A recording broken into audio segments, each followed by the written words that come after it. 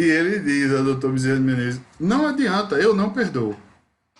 E doutor Bezerra só não diz a ele absolutamente nada. Só diz, tudo bem, se você é uma pessoa que não necessita de perdão, não tem problema nenhum, não vejo problema.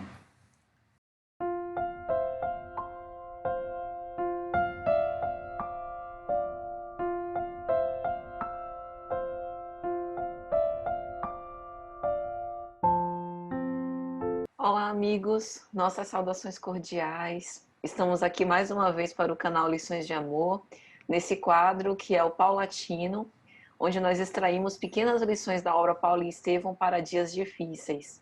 Eu sou Patrícia Lins, do canal Lições de Amor, Sou Rodrigo Oliveira, do canal Poesia do Evangelho. e nós temos, ao longo desses vídeos, reflexionado sobre alguns trechos dessa portentosa obra. Em especial, nós estamos numa série que finda hoje, a série do diálogo entre Saulo de Tarso e Abigail. Portanto, cumpre aqui a gente falar um pouco sobre isso. Nós fizemos uma pequena série de 5 vídeos. Então, esse é o vídeo 5 de 5. No link da descrição desses vídeos, vocês podem conferir os links para os outros da mesma série.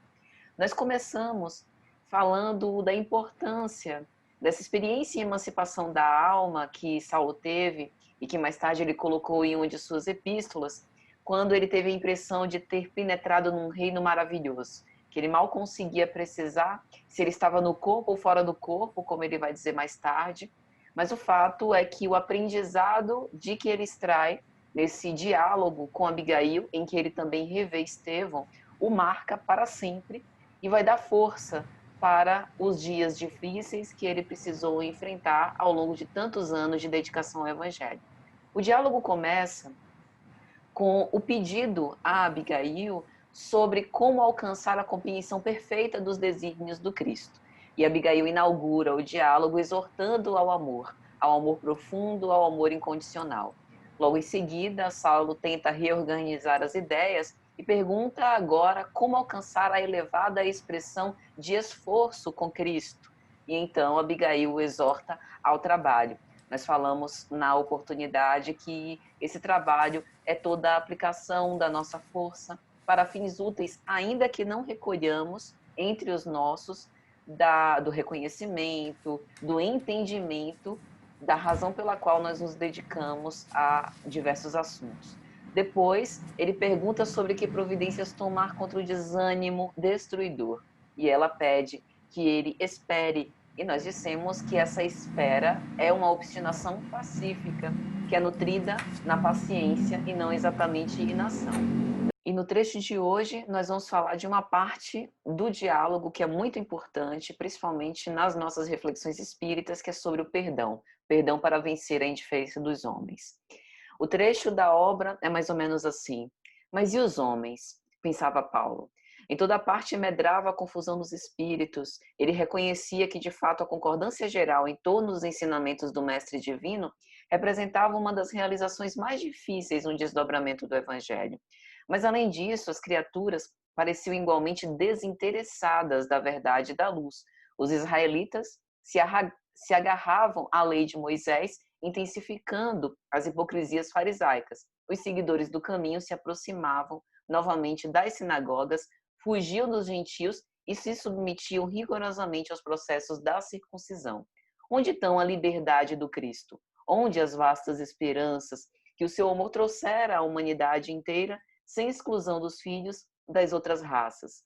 Saulo concordava que se fazia indispensável amar, trabalhar e esperar. Mas como agir no âmbito de forças tão heterogêneas? Como conciliar as grandiosas lições do Evangelho com a indiferença dos homens? Então, Abigail conclui falando sobre o perdão. Perdoa. E você, Rodrigo? O que é que você acha? Bom, primeiro eu já falei sobre isso, mas eu acho que nunca é demais falar é que Paulo precisava agora perdoar coisas que ele iniciou.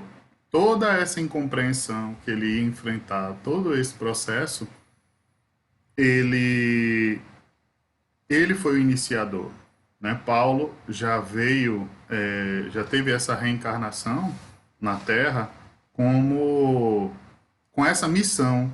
Ele já tinha a missão de divulgar o Evangelho de Jesus aos gentios. Então, mas ele fez o caminho inverso durante muito tempo. Como doutor da lei, queria defender a lei de Moisés, o farisaísmo, e ele acabou perseguindo as pessoas que pregavam o Evangelho de Jesus. Quando ele, na estrada de Damasco, acorda e percebe que tem que fazer agora o caminho inverso, ele já tinha criado muitas dificuldades para ele. Então é importantíssimo essa orientação de Abigail para ele, porque toda essa incompreensão ele tinha causado. Então, assim, isso é importante para nós, porque na nossa vida, em nossas vidas, na verdade, se a gente prestar bem atenção, se a gente tiver olhos de ver, a vida sempre nos coloca em situações para que a gente possa refazer coisas que nós fizemos de errado no passado, né? No fim das contas, é isso que acontece. As pessoas que nós encontramos, os nossos familiares, as pessoas que às vezes nós achamos que é por acaso e nunca é. Então, ou seja, nós, tal qual Saulo de Tarso, criamos problemas no passado e hoje precisamos resgatar. Então, essa orientação de Abigail para ele perdoar as incompreensões serve demais para todos nós.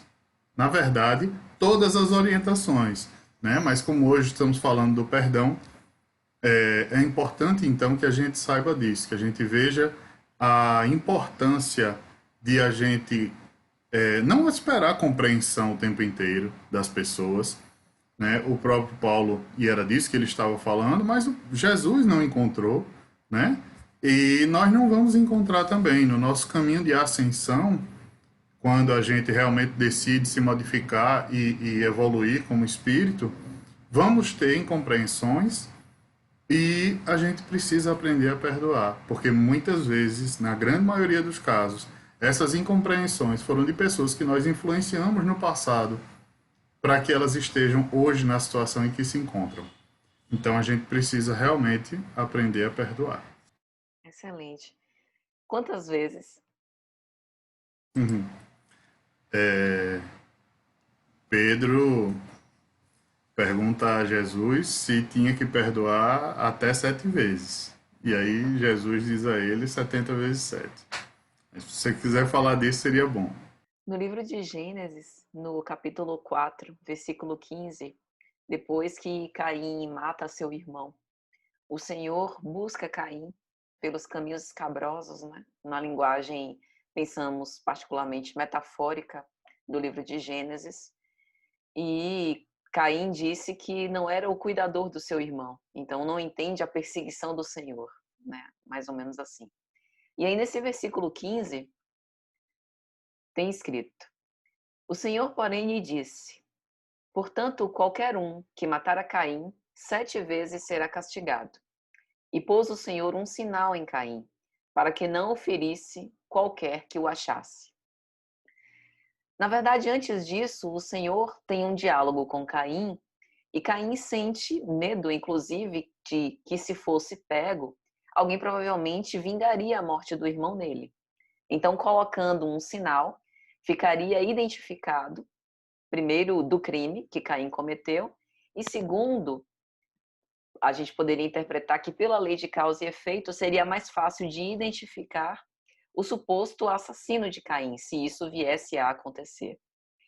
Metaforicamente, a gente também poderia entender essa marca como a culpa, quando muitas vezes nós cometemos também, mesmo que não o assassínio dos nossos irmãos, nesse caso, o fratricídio, mas quando nós cometemos os nossos pequenos delitos, e ainda que não recordamos, né, como Rodrigo bem comentou da nossa solidariedade das reencarnações, não relembramos isso de outras vidas por conta do esquecimento do passado, a nossa culpa, muitas vezes inconsciente, acaba aflorando e aí às vezes a gente não entende certos comportamentos nossos, certa tendência à melancolia e outros transtornos e conflitos que Joana de Ângeles explora nas suas obras. No mesmo livro de Gênesis, no versículo 24, passam-se as gerações, e Lameque, um dos descendentes de Caim, tem novamente esse diálogo com o Senhor, e o Senhor vai dizer, no capítulo 4, versículo 24, porque 7 vezes Caim será castigado, mas Lameque 70 vezes, 7 vezes. Referindo-se aqui dessa reincidência criminosa em um dos descendentes de Caim, agora em Lameque, e da punição, digamos assim, que foi reservada àquele que pecou depois do seu antecedente ou do seu precursor. Mais uma vez, na linguagem metafórica da Bíblia, nós poderíamos entender que enquanto as 7 vezes seria a punição de qualquer um que matasse Caim, portanto, fazendo referência à culpa, o 70 vezes 7 vezes seria a punição pela vingança, por conta de considerar Lameque como um descendente de Caim. E aí vem o Cristo trazendo implicitamente essa lembrança já no Novo Testamento, como Rodrigo citou. Mateus capítulo 18, versículos 21 a 22, o evangelista narra um diálogo entre Jesus e Pedro. E vai dizer o seguinte: então Pedro, aproximando-se dele, disse: Senhor, até quantas vezes pecará meu irmão contra mim e eu lhe perdoarei? Até 7? Jesus então lhe disse: não te digo até 7, mas 70 vezes 7. Qual a nossa interpretação desse fato? No Antigo Testamento, onde valia a lei de talião, havia uma espécie de identificação pelo Senhor por conta do crime cometido, que seria esse aguilhão da consciência apontando a culpa para evitar a nossa reincidência no erro. E se esse erro fosse reincidido, a gente teria uma punição 70 vezes mais acentuada do que o erro inicial. Jesus, por ser esse grande missionário do amor, apresenta não a opção da vingança, porque nós sabemos que para os cristãos a vingança não é uma solução possível, mas sim o perdão. Jesus compara a punição que seria dada à vingança no Antigo Testamento a, digamos assim, esse jugo que ele oferece para aquele que precisa perdoar. Ao invés da punição de 70 vezes 7, quando foi dada lá em Lameque, Jesus apresenta essa proposta de nós perdoarmos 70 vezes 7, ensinando o caminho oposto, não o do ódio, mas o caminho do amor. O que é que você acha sobre isso, Rodrigo? Muito bom. E Jesus dá um número absurdo, né, para Pedro, querendo mostrar que realmente, de certa forma, é até sem limites, né, que a gente precisa perdoar sempre as ofensas. Nós conversávamos antes de iniciar a gravação e eu gostaria de falar de um caso que está na obra de André Luiz, No Mundo Maior. Eu acredito que seja um dos mais emblemáticos casos, né, de perdão, que é o caso de Pedro e Camilo, onde no livro No Mundo Maior, o instrutor de André Luiz é Calderaro, e eles chegam uma pessoa que está obsidiada, que é Pedro, está doente, e André Luiz diz a Calderaro, e sim, ele está sendo obsidiado, está doente, e André Luiz diz a Calderaro, mas por que a gente não conversa com o obsessor? Por que a gente não faz alguma coisa, a gente não doutrina ele? E aí Calderaro diz, não adianta, né? Nós temos conhecimento, e o conhecimento nesse caso não vai resolver nada. A gente precisa de uma pessoa que ame aos dois de verdade. Então, eles esperam chegar a irmã Cipriana, e ela chega para conversar com eles. Quando ela chega, por ser um espírito elevado e de muito amor, os dois já ficam meio balançados. O Pedro, que é o culpado, que é quem está sendo obsidiado, na verdade, ele já cai de joelhos e acha que aquela é Maria, mãe de Jesus. Né? Então, ele já cai de joelhos e diz: eu matei um homem, já se confessa, né? É interessante que o que aconteceu na história de Pedro e Camilo é que Pedro, para ficar com o dinheiro de Camilo, planejou a morte de Camilo, o assassinato de Camilo, e conseguiu com que, na lei dos homens, ele não fosse visto, ele não fosse percebido, o crime não foi acusado pela lei dos homens. Então, ele ficou com o dinheiro, ficou tudo bem, fez fortuna com o dinheiro, inclusive. Casou-se com uma mulher que é um espírito elevado, teve 5 filhos, mas já vinha há 20 anos sendo obsidiado por Camilo. Camilo, por conta da energia negativa que trazia em cima de Pedro o tempo inteiro, somada à consciência pesada de Pedro pelo que tinha feito, então Pedro sentia aquela culpa muito grande. E ele, nesse momento da história, ele está passando por um processo de depressão muito grande. Mas Pedro era um bom pai, era um bom marido, e ele estava até arrependido mesmo, né? Ele sofria muito com o que tinha feito. Então, é interessante porque quando a irmã Cipriana chega, Pedro já se ajoelha aos pés dela e Camilo primeiro fica naquela posição de que indiferente, né? Não tem nada a ver, eu estou no meu direito, né? E ela começa a falar e ele diz assim, ela diz: que fazes tu, Camilo? Camilo, que é o que foi o desencarnado, né? Cerrado à comiseração. E ele diz: que pode fazer uma vítima como eu se não odiar sem piedade? E ela diz a ele, né? Quantos se aproveitam da hora de irreflexão de um amigo ignorante ou infeliz para insetar séculos de perseguição no inferno da ira? A condição de vítima não te confere santidade, vales-te dela para semear na própria senda ruína e miséria, treva e destroços. Então ela está dizendo a ele: olha, você foi vítima, ok, mas isso não lhe dá o direito de acabar com a vida dele de volta, né? E ela diz assim: há 20 anos instilas em torno de ti a peçonha da víbora na postura do famulento chacal. Podendo conquistar a láurea dos vencedores com o Cristo, preferiste o punhal da vingança, ombreando-te com os malfeitores endurecidos, onde esbarrarás,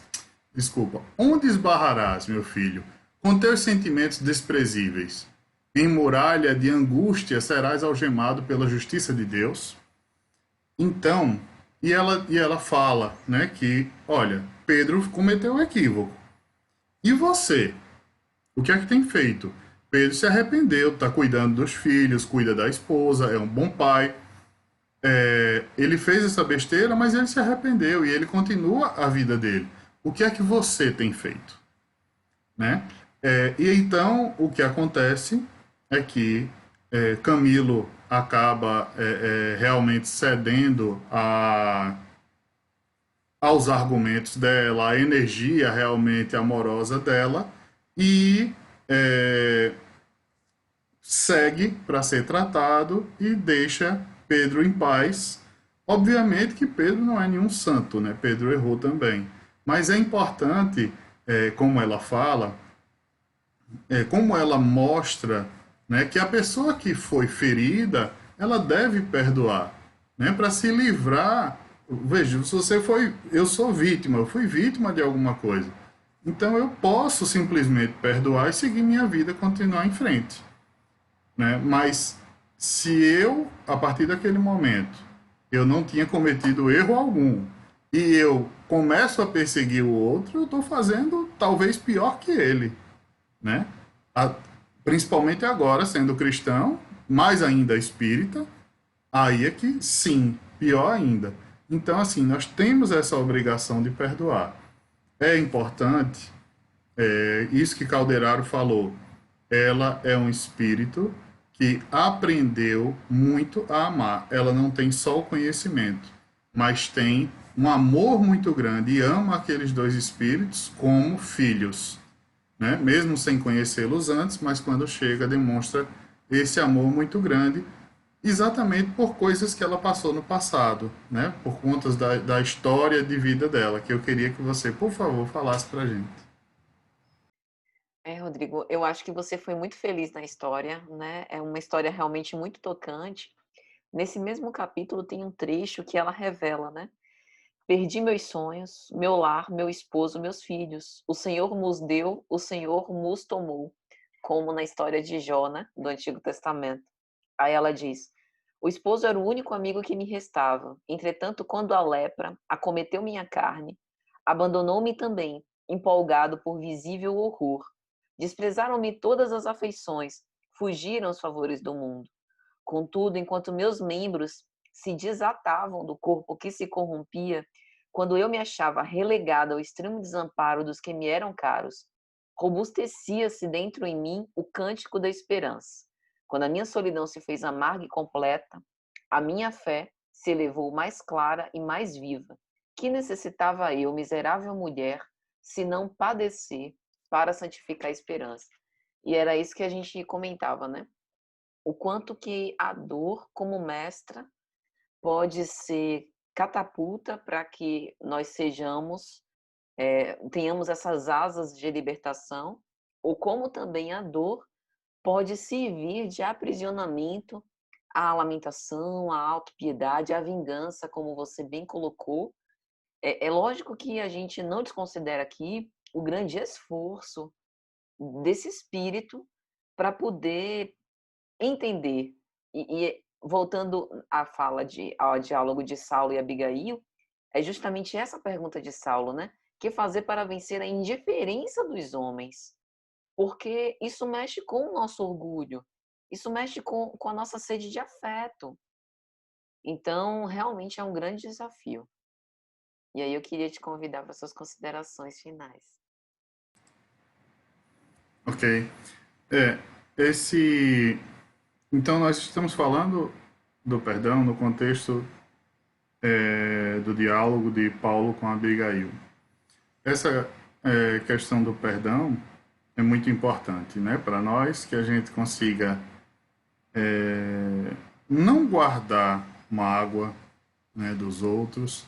Nós estamos num planeta de provas e expiações. Todos nós temos necessidade, né, do perdão. Todos nós ainda erramos. Isso não quer dizer, é importante frisar, que a gente tenha que estar junto da pessoa que cometeu o equívoco com a gente. Que a pessoa que erra uma vez, duas vezes, três vezes, quatro vezes, a gente não é obrigado a estar com essa pessoa depois. Mas a gente precisa perdoar. Mesmo que a gente não siga com essa pessoa lado a lado, mas a gente precisa conseguir já perdoar. Nós falamos aqui também, nessa série de 5 vídeos, nós falamos sobre assistência espiritual, né, que é importantíssimo em nossa vida, é importante para o nosso caminho de ascensão como espíritos. E olhando para a nossa existência inteira como espíritos, é importante que a gente não veja esses pequenos erros que as pessoas cometem com a gente, mesmo que seja um assassínio, que a gente entenda que são coisas pequenas dentro de toda a nossa existência. E se a gente não perdoa, a gente fica carregando aquilo junto com a gente, carregando aquela pessoa que errou conosco, trazendo ela com a gente para o resto de nossa existência, até o dia de perdoar. Então sabemos que é um processo difícil, muitas vezes doloroso, porque a gente só se incomoda com quando alguém faz alguma coisa com a gente só se incomoda quando é alguém que nós temos alguma consideração, algum sentimento. Então é importante, é difícil, mas é importante que a gente aprenda, né? Então é isso, que a gente consiga cada vez mais se desapegar dos erros dos outros, aprendendo nós mesmos a tentar não cometer erros com os outros, nos baseando nas atitudes que Jesus nos ensinou no Evangelho. Perfeito. Eu queria ceder esse espaço das minhas considerações finais para Rodrigo contar a história de Bezerra de Menezes.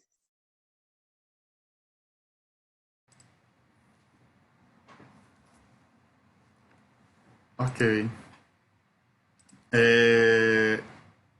No livro Almas em Desfile, Hilário Silva conta uma história de Dr. Bezerra de Menezes. Ele estava com o Quintino Bocaiúva na casa dele e eles estavam sentados à mesa e chega de repente um policial trazendo um rapaz. E quando eles chegam, aquela confusão, aquele falatório, e Dr. Bezerra de Menezes, como sempre, muito tranquilo, né? Fica observando a situação sem se afetar, né? E o Quintino já está com raiva e diz: não, o rapaz pede por favor, perdão. O que acontece é que o rapaz estava mexendo numa arma, a arma disparou e esse tiro passou de raspão em Quintino Bocaiúva. Não bateu nele de fato, passou de raspão e o rapaz não teve nenhuma intenção. Então, quando eles chegam, que entram na casa, o rapaz pede perdão e diz: por favor, me perdoe, pelo amor de Deus, eu não posso ser preso, eu tenho uma família, eu preciso trabalhar. E disse: olha, eu me mudo de bairro, eu vou para outro lugar, para ir para longe do senhor e nunca mais isso vai acontecer. E ele diz: não adianta, eu não perdoo. Nisso, Dr. Bezerra de Menezes não dá uma palavra. E ele olha para Dr. Bezerra de Menezes, Dr. Bezerra de Menezes só está olhando para ele, mas ele já entende. E ele diz a Dr. Bezerra de Menezes: não adianta, eu não perdoo. E Dr. Bezerra só não diz a ele absolutamente nada. Só diz: tudo bem, se você é uma pessoa que não necessita de perdão, não tem problema nenhum, não vejo problema. E aí ele olha para o delegado, para o guarda que estava com o rapaz preso e diz, né? Tá bom, vá, caso encerrado. E diz ao rapaz: vá-se embora trabalhar, vá para a cozinha e continue seu trabalho. Então, é importante, como a gente vê, primeiro a atitude, né, a atitude serena do Dr. Bezerra de Menezes, né? Fale aí, por favor. Maravilhoso. Perdão são patamares, são degraus, né? Talvez nós ainda não sejamos capazes das grandes demonstrações de perdão. Os grandes crimes que nós sofremos é ainda difícil da gente suportar. Nós estamos vivendo especialmente um período de transição, um período em que nós convivemos com muitas ambiguidades, com insensatez, com negligências e, portanto, os convites têm sido cada vez mais clamorosos. Mas o perdão também é ensaio. Perdão nas pequenas ofensas que são ditas no dia a dia, perdão nas pequenas contrariedades, para que a gente possa exercitar os perdões cada vez maiores. Que nós nos inspiremos nessas histórias de Dr. Bezerra, de Irmã Cipriana, para poder viver essa que é uma das expressões mais belas do amor. Um grande abraço para você, Rodrigo. Grande abraço, abraço a todos, muito obrigado e até a próxima.